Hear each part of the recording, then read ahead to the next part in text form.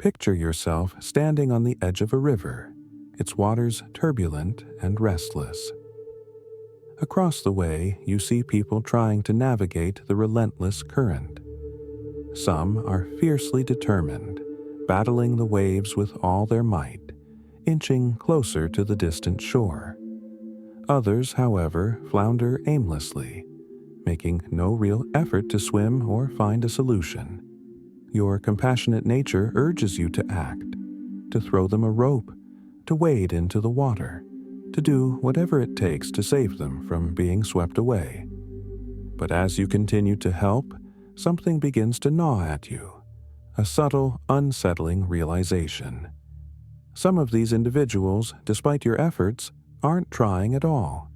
They seem content to drift or even sink, relying solely on your strength to keep them afloat. Worse still, a few seem almost resentful of your help, as if your assistance were an intrusion rather than a lifeline. You pause, taking a step back, and a wave of exhaustion washes over you. You've poured so much of yourself into helping, only to find your kindness unappreciated, or worse, exploited. In this moment of reflection, you recall the timeless teachings of Stoicism, a philosophy that urges us to act with reason, not impulse, and to channel our efforts where they can truly make a difference. In this metaphor, the river is life itself, a relentless journey full of trials, and the people struggling to cross it symbolize those we encounter on our path. Stoicism, the ancient philosophy rooted in wisdom and virtue, offers a profound truth. While helping others is a noble endeavor, it must be guided by discernment. Esteemed thinkers like Marcus Aurelius, Epictetus, and Seneca remind us that our time, energy, and compassion are not infinite. If we squander these precious resources on those who neither value nor benefit from them, we risk depleting ourselves to the point where we can no longer help anyone, not even ourselves. This realization is not about hardening your heart or abandoning kindness.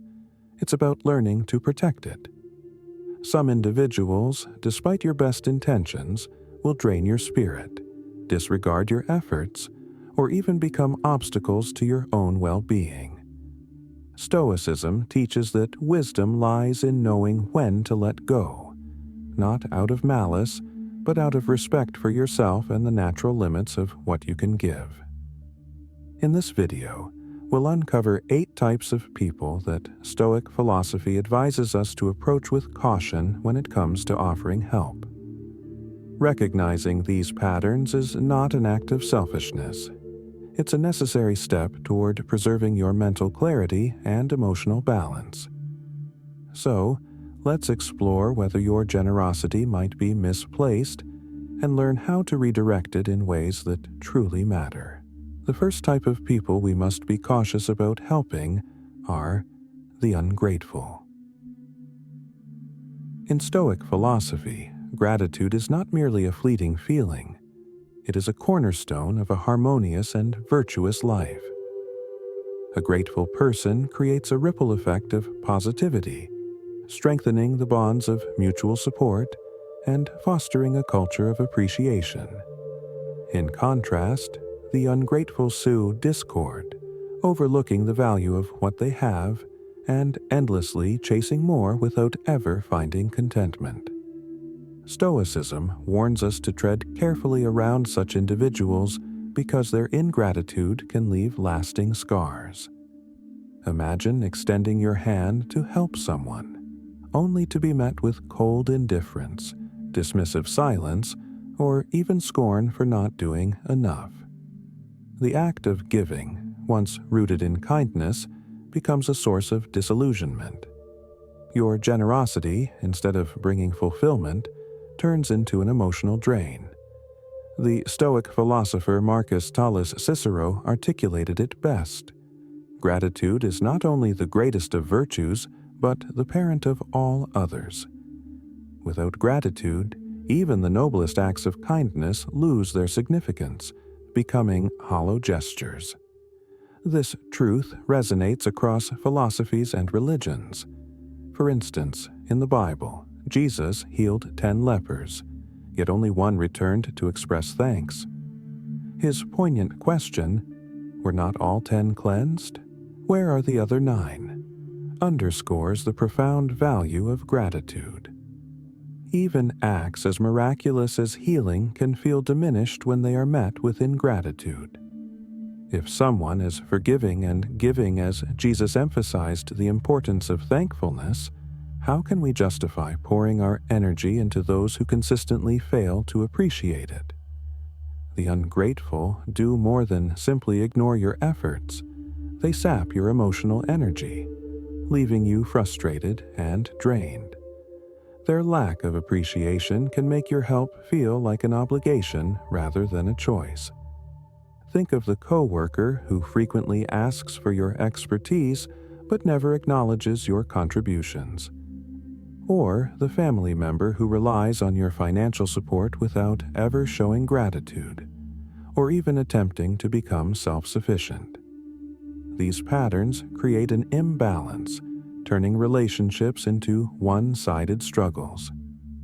When we continue to help those who refuse to value our efforts, we reinforce their sense of entitlement. Instead of guiding them toward self-reliance and growth, we inadvertently enable their dependency, which only distances them further from life's true values. Stoicism teaches us that helping others should stem from reason and virtue, not from a compulsion to fix what others refuse to mend. Helping the ungrateful is like pouring water into a cracked vase. It will never hold what you give. While Stoic philosophy encourages virtuous action without the expectation of reward, it also warns against allowing ourselves to be drained by those who habitually dismiss our kindness. True wisdom lies in directing our energy toward those who value and utilize our help to grow, not toward those who squander it. In our daily lives, consider the friend who borrows money but never repays it, offering no gratitude and even returning to ask for more. This is not an act of mutual support. It's a one-sided relationship that erodes trust and drains goodwill.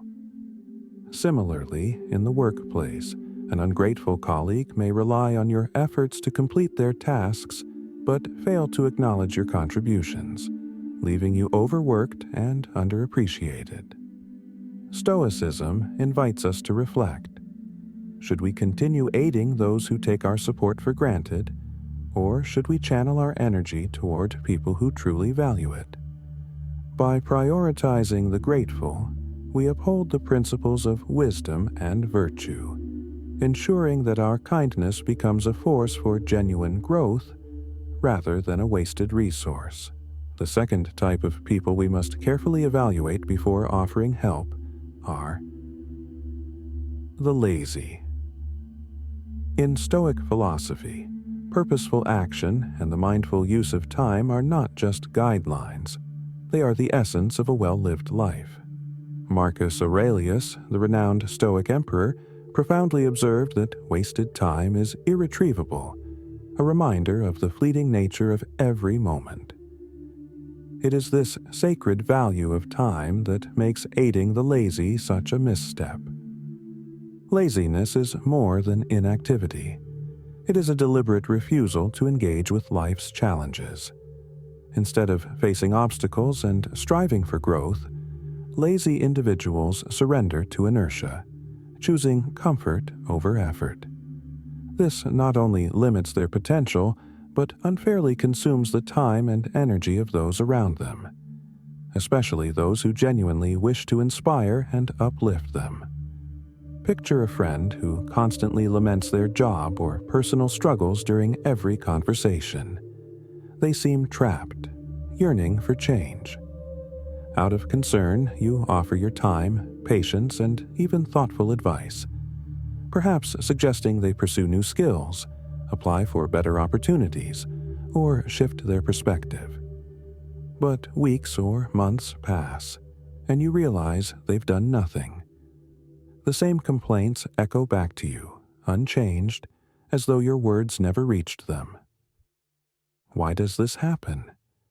Often, it's because they are unwilling to confront their reality. They shirk responsibility, waiting instead for someone else to solve their problems. In modern society, laziness takes on many forms. It's the individual who leans on family or friends for financial support while inventing endless excuses to avoid becoming self-sufficient. It's the colleague who dodges tasks at work, leaving others to pick up the slack. These behaviors don't just hold the lazy person back. They drain the energy, patience, and goodwill of those who enable them.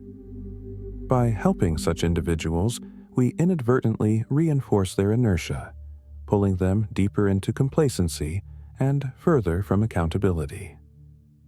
But is laziness an inherent flaw, or is it shaped by one's environment? This question touches on ethics and the boundaries of compassion. Should we always turn away from the lazy, or can we inspire them to change? Stoicism reminds us that true growth must come from within.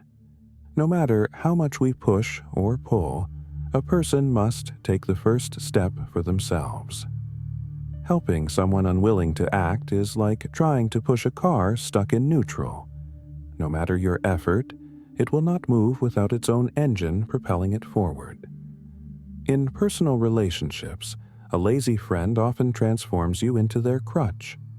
They don't seek your guidance to improve. They seek your effort to avoid their own.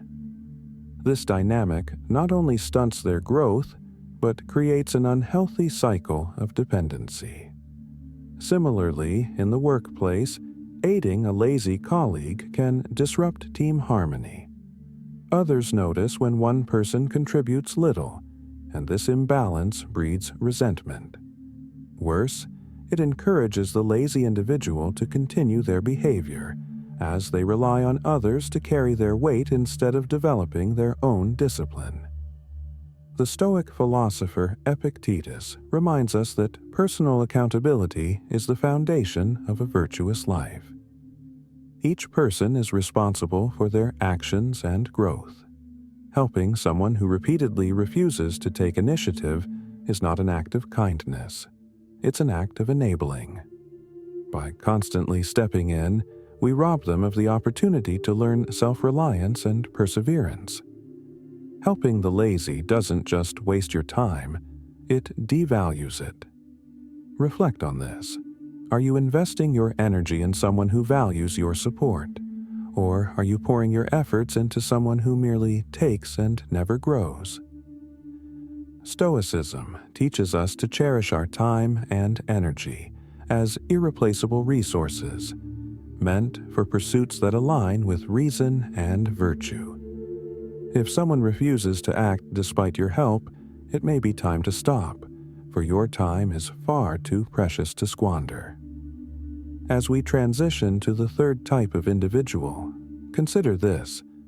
Does everyone truly deserve your help, especially when they continuously evade responsibility for their actions? This thought leads us into a discussion about the irresponsible, another group that Stoicism advises us to approach with caution. The third type of people we must reconsider helping are the irresponsible. In Stoic philosophy, responsibility is not just a virtue.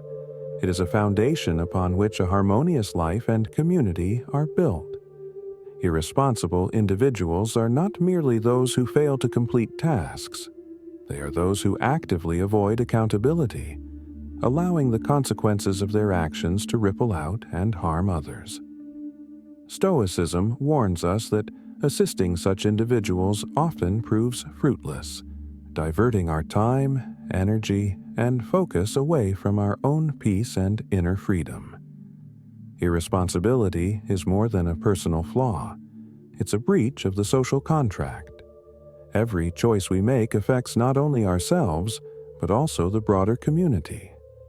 A modern example is the reckless driver who ignores traffic laws, endangering lives with their carelessness. Their actions don't just put themselves at risk, they impose consequences on innocent bystanders, emergency responders, and society as a whole.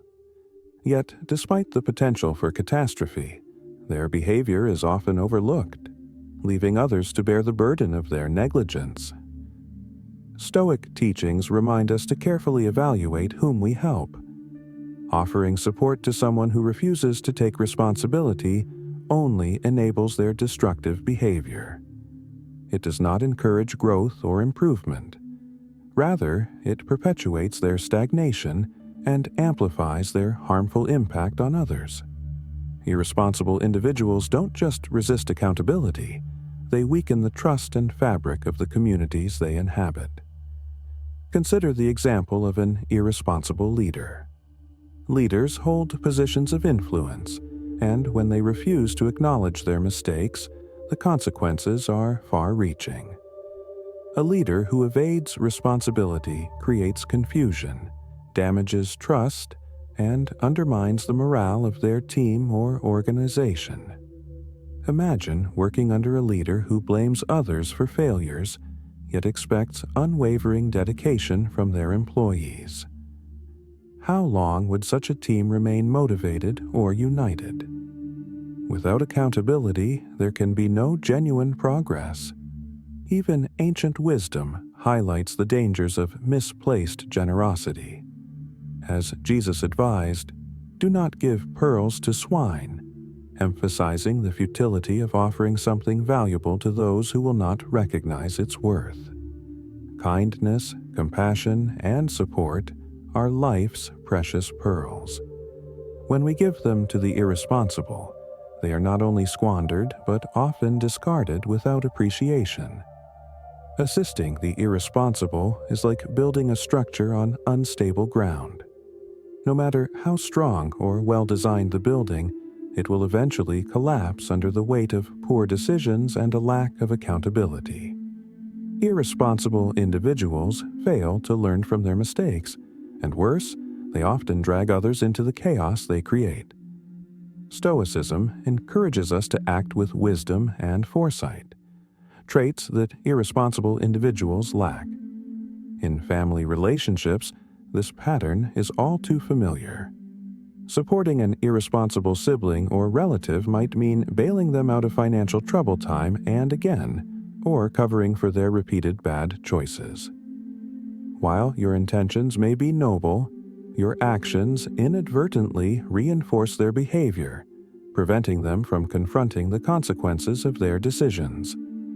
By rescuing them, you deny them the opportunity to grow, to learn from their mistakes, and to take ownership of their lives. In the workplace, the impact of irresponsibility is no less damaging. A boss or colleague who frequently makes mistakes may rely on you to fix their errors. Out of goodwill, you may assist a few times, but over time, their dependency begins to take a toll. Your efforts to cover for them leave you overburdened and exhausted. Meanwhile, they continue to shirk accountability, leaving others to shoulder the consequences of their carelessness. Stoicism teaches that self-discipline and accountability are essential to a virtuous life. Irresponsible individuals do not embody these principles, and aiding them does little to encourage their growth. Instead, it risks enabling their destructive patterns. Reflect on this. Is your assistance genuinely helping someone improve, or is it allowing them to persist in their irresponsibility? True kindness does not mean rescuing people from their own actions. It means fostering opportunities for them to learn, grow, and take responsibility for their lives. As we move forward, let this principle guide us. Our energy and compassion are limited resources. Stoicism calls us to use them wisely, directing them toward those who value and benefit from our support. By doing so, we not only protect our peace but also uphold the integrity of the values we live by. The fourth type of people we must be cautious about helping are the manipulators. Have you ever felt the subtle grip of manipulation, whether from a colleague at work, a family member, or someone you once trusted? Manipulators rarely issue direct commands. Instead, they weave an intricate web of emotional tactics, skillfully pulling strings to make you act in their favor, often without your conscious realization.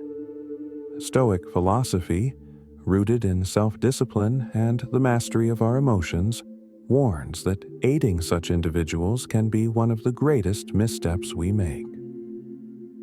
Real-world examples illustrate the devastating impact of manipulators. Take the high-profile case of Britney Spears. For over a decade, she lived under the iron grip of her father, who used a conservatorship to control not only her finances, but also her career and personal decisions. She was stripped of her autonomy, forced to live under constant surveillance, and denied the freedom to make even the most basic choices about her life. This manipulation caused profound emotional and mental distress, ultimately sparking the number Free Britney movement, where millions rallied to support her fight for independence. Was it wise to support the manipulator, her father, in this situation? Stoic philosophy reminds us of the critical need to act with discernment and reason.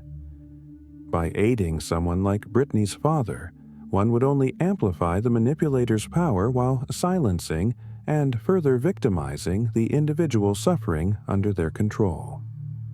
Marcus Aurelius taught us that while we cannot control the actions of others, we can control how we respond. In this case, wisdom lies in recognizing manipulation for what it is and refusing to be complicit in its perpetuation. Manipulators thrive in environments where their actions go unchallenged. They are masters of using emotions as tools, fear, guilt, or the illusion of affection, to control those around them. Picture a personal relationship where one person consistently dominates the other, using guilt to extract compliance or fear to maintain control. In such situations, we must ask ourselves, are we truly helping this individual by complying, or are we enabling a pattern of harm that ultimately diminishes us? Stoicism teaches that true freedom stems from mastering our own thoughts, actions, and boundaries. Assisting a manipulator erodes that freedom, leaving us entangled in their schemes and drained of our autonomy.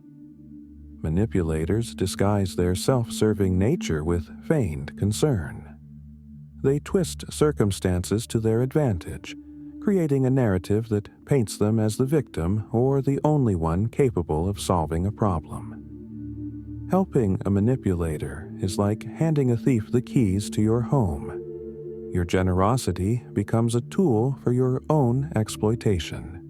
They take what you offer, using it to further their own goals while leaving you depleted and disillusioned. To counter this, Stoicism emphasizes the pairing of kindness with wisdom. Empathy is a virtue, but it must not blind us to the reality of someone's intentions. When faced with a manipulator, it is crucial to maintain clarity, to recognize their tactics, and to act in a way that protects your well-being. Supporting manipulators not only deepens their control, but also risks turning you into an unwitting accomplice in their schemes. Instead of pouring your energy into those who exploit it, Stoicism advises redirecting your efforts toward individuals and causes that align with virtue and mutual growth.